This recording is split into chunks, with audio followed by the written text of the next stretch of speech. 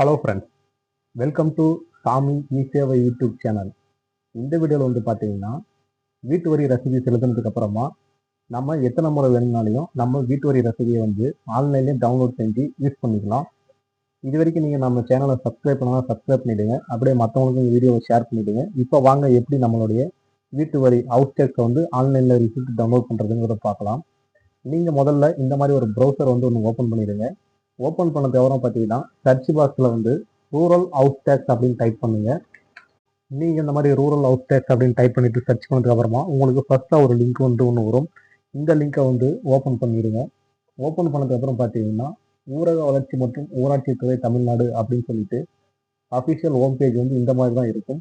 இது அப்படியே கீழே ஸ்க்ரோல் பண்ணிக்கிட்டே வந்தீங்க அப்படின்னா கீழே வந்து வரி செலுத்திய விவரங்களை பார்க்க அப்படின்னு ஒரு லிங்க் ஒன்று இருக்கும். சேவைகள் அப்படிங்கிறதுல வரி செலுத்திய விவரங்களை பார்க்கன்னு இருக்கும். இதை வந்து கிளிக் பண்ணுங்க. இதை நீங்கள் கிளிக் பண்ணதுக்கு அப்புறம் பார்த்தீங்கன்னா நீங்கள் ஏற்கனவே ஒரு ரிசிப்ட் வச்சிருக்கீங்க அப்படின்னா உங்களுக்கு ரசீது எண் தெரியும் அப்படின்னா இந்த இடத்துல டைப் பண்ணுங்க.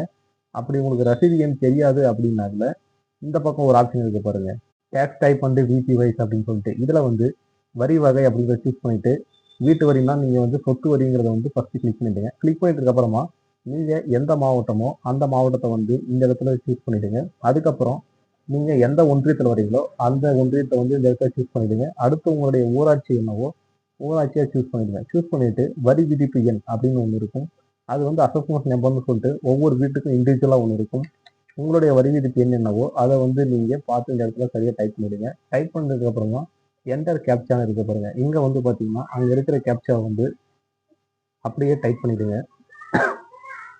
ஓகே, இதெல்லாம் முடிச்சதுக்கு அப்புறம் பார்த்தீங்கன்னா இங்கே ஷோன்னு ஒரு ஆப்ஷன் இருக்கும் கிரீன் கலரில். இதை நீங்கள் கொடுத்தீங்க அப்படின்னா உங்களுக்கு வந்து கீழே பார்த்தீங்கன்னா இந்த மாதிரி வந்துடும். வரிசை எண், நீங்கள் வந்து என்னைக்கு பணம் கட்டினீங்க அப்படிங்கிற தேதி, உங்களுடைய ரிசிப்ட் நம்பர் அப்படின்னு வந்துடும்.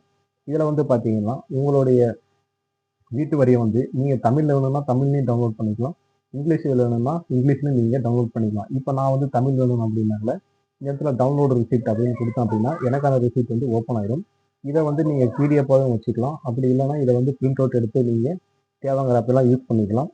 இது வந்து பார்த்தீங்கன்னா 6 மாதத்துக்கு ஒரு முறை நாம பணம் பே பண்ணுறப்போ ஒவ்வொரு பில் வந்து ஜென்ரேட் ஆகிட்டே இருக்கும். அதை நீங்கள் அப்பப்போ பார்த்து எடுத்து யூஸ் பண்ணிக்கலாம். ஸோ இப்படி தான் வந்து பார்த்தீங்கன்னா வீட்டு வரியை வந்து அஃபிஷியல் வெப்சைட்ல இருந்து ஈஸியாக டவுன்லோட் பண்ணுற மெத்தடு. இந்த வீடியோ உங்களுக்கு பிடிச்சிருந்தனா நம்ம சேனலை சப்ஸ்கிரைப் பண்ணிடுங்க. அப்படியே வீடியோ மற்றவங்களுக்கும் ஷேர் பண்ணிடுங்க. அப்போ தான் நம்ம போடக்கூடிய அடுத்தடுத்த வீடியோ வந்து உங்களுக்கு நோட்டிஃபிகேஷன் வந்துட்டே இருக்கும். இனி அடுத்த ஒரு வீடியோவில் சந்திப்போம். தேங்க்யூ.